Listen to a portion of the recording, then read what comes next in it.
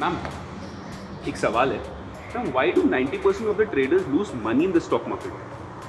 There are few major reasons why they lose money. इस बात को याद रखना. सबसे पहले, they don't have a right system which gives them an edge to make money.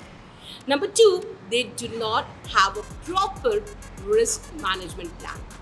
Third, probably ये दोनों सवालों का जवाब वो खुद से ढूंढने की कोशिश कर रहा है, because उसे लग रहा है कि मैं जाऊंगा, मैं कर लूंगा. कभी-कभी लगता है कि अपन ही भगवान है. It will not happen that way. You need to go through a structured education.